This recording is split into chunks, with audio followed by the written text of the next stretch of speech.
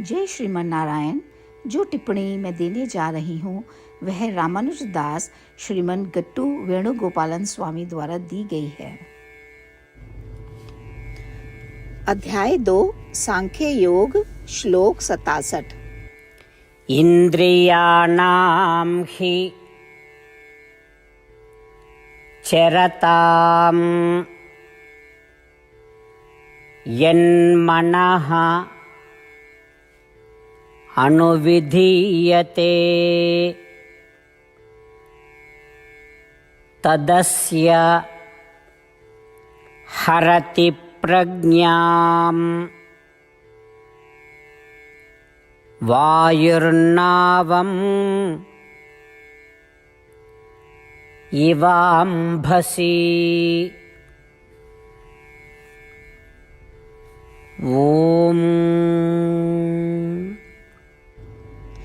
गीताचार्य श्री कृष्ण परमात्मा अर्जुन सहित हम सबको योग शास्त्र सिखा रहे हैं। परमात्मा कह रहे हैं, अर्जुन तुम इस शरीर में हो और इस संसार में मौजूद हो। शरीर से जुड़ी चीजें तुमको मिलती रहेंगी क्योंकि तुम इस दुनिया में हो, मौजूद हो, तो इन सांसारिक घटनाओं का भी अनुभव करते रहोगे। तुमको इन सांसारिक घटनाओं का भी अनुभव करना चाहिए, परंतु कुछ इस तरह तुम्हें ऐसा सोचना चाहिए जैसे क्योंकि मुझे भगवान के लिए सेवा करनी है, इसलिए मुझे ये सब चीजें भगवत सेवा के लिए मिल रही हैं। अपने मन को मेरे अलावा किसी और चीज की तरफ मत भटकने दो। लेकिन तुम ऐसा करने में अगर लापरवाही करोगे तो तब तुम सांसारिक घटनाओं से संबंधित विचारों को अपने अंदर समाहित करते रहोगे। इससे तुम्हारे मन में आत्म ध्यान और मनन बंद हो जाएगा। इस दुनिया में समुद्र में खतरनाक और तीव्रता से बहने वाले पानी के समान प्रचुर मात्रा में सुख मौजूद है। तुम्हारी इंद्रियां उन सुखों के पीछे भागती रहती हैं और तुम लगातार सोचते रहते हो कि मुझे यह चाहिए, मुझे वह चाहिए। तुम्हारी इंद्रियां उन सुखों के पीछे बवंडर के समान भागती रहती हैं। बवंडर की तरह बहती हुई इंद्रियां तुम्हारे मन को अपने लक्ष्य प्राप्त करने और अपने गंतव्य तक पहुंचने से ज़बरदस्ती भटका देती हैं और तुम ध्यान और आत्मा की प्राप्ति के बारे में पूरी तरह से भूल जाते हो। इन बहती इंद्रियों में डूबने का मतलब है कि तुम इस संसार में डूब रहे हो। संसार का अर्थ है कि तुम जन्म और मृत्यु के इस चक्र में खिंचते जाते रहते हो। ऐसा कब होता है? जब तुम्हारा मन ज़बरदस्ती अपने लक्ष्य और मंजिल से भटक जाता है और खींच लिया जाता है। क्या तुम्हारा मन खींच रहा है? क्या तुम्हारी इंद्रियां तुम्हारे मन को सांसारिक सुखों की तरफ खींच रही हैं? क्योंकि अनुभव करने के लिए बहुत सारे सुख हैं और तुम्हारी इंद्रियां उनकी ओर आकर्षित होती रहती हैं और तुम्हारा मन भी ज़बरदस्ती इन सुखों की ओर आकर्षित होता है। जब तुम्हारे मन में सांसारिक विचार आने लगेंगे तो तुम्हें इन्हीं खतरों का सामना करना पड़ेगा। अपने मन को उच्च आदर के साथ मुझ पर स्थित करो। इस संसार में रहते हुए सभी घटनाओं को अनुभव करते हुए भी उन अनुभवों में केवल मेरे बारे में ही विचार करो। मेरे साथ अपने रिश्ते को उन अनुभवों में लाओ। इस प्रकार भगवान हमारे अच्छे कल्याण की कामना करने वाले हम सभी को स्पष्ट रूप से समझा रहे हैं और अनुग्रह कर रहे हैं कि हमें अपने दैनिक जीवन में भगवान के साथ अपना रिश्ता कैसा बनाना चाहिए और अपने मन को केवल उन पर ही स्थिर करना चाहिए।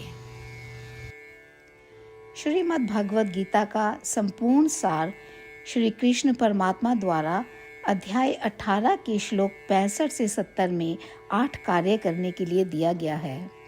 श्री कृष्ण कहते हैं, मैं उन लोगों से प्रेम करता हूँ जो इन 8 बातों का पालन करते हैं। मैं उन भक्तों की हर तरह से रक्षा करूँगा। श्री कृष्ण परमात्मा द्वारा बोली गई संपूर्ण भगवद गीता को सुनने के बाद अर्जुन कहते हैं, करिष्ये वचनम तवा, जिसका अर्थ है, श्री कृष्ण मैं वैसा ही करूँगा जैसा कि आप कहते हैं। यही कारण है कि श्री कृष्ण ने अर्जुन को सभी प्रकार की सफलताएं और विजय प्रदान की है। आइए हम परमात्मा को अपना वचन दें कि हम इन 8 कार्यों का पालन करेंगे। परमात्मा को इस शब्द देने से बड़ी कोई पूजा, तप या यज्ञ नहीं है। मैं यह 8 व्रत कहूँगी जो हमें करने चाहिए। आप सब कृपया अपने मन और हृदय में इन पर विचार करें। इस तरह से हम श्री कृष्ण को अपना वचन देते हुए हम सभी श्री कृष्ण के प्रसन्न भरे मुख की कल्पना करें और इस आनंद को महसूस करें। जय श्रीमन नारायण। ये है हमारे 8 वादे। हमारा पहला वादा, हे श्रीमन नारायण, जैसा कि आपने निर्देश दिया है, मैं हमेशा आपका ध्यान करूंगी और आपके बारे में सोचूंगी। हमारा दूसरा वादा, हे श्रीमन नारायण, जैसा आपने सलाह दी है, हमेशा आपका भक्त रहूंगी।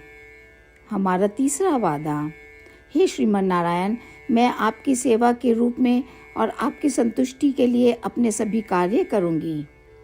हमारा चौथा वादा, हे श्रीमन नारायण, जैसा कि आपने अनुसरण करने के लिए कहा है, मुझे पूर्ण विश्वास है कि मैं आपकी हूँ और मैं हमेशा हाथ जोड़ूंगी और आपको नमस्कार करूंगी और आपकी पूजा करूंगी। हमारा 5वां वादा, हे श्रीमन नारायण, मुझे आपके शब्द याद आते हैं, माम एकम शरणम व्रजा 1866, कि आपने आत्मसमर्पण करने के लिए कहा था। हे श्रीमन नारायण, मैं केवल आपकी शरण में जाती हूँ। हमारा 6वां वादा, हे श्रीमन नारायण, मुझे आपके शब्द माँ शुचः 1866 याद है कि आप हमें शोक ना करने का आश्वासन दे रहे हैं। मैं अब और शोक नहीं करूँगी। हमारा 7वां वादा, हे श्रीमन नारायण, आपने हमारे लिए श्रीमद् भागवत गीता प्रदान करके हम सभी पर कृपा की है और आशीर्वाद दिया है। मैं प्रतिदिन कम से कम 1 श्लोक पढ़ने या सुनने का वादा करती हूँ। हमारा 8वां वादा, हे श्रीमन नारायण, आपने गीता को पूरी मानवता तक पहुँचाया। मैं गीता में आपके दिव्य शब्दों को उन भक्तों तक पहुँचाने की कोशिश करूँगी जो गीता से अपरिचित हैं।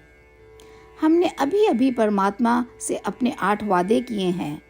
श्रीमन नारायण को हर दिन यह वचन देना कि हम वही करेंगे जो वे स्वयं कहते हैं, अपने आप में एक महान पूजा है।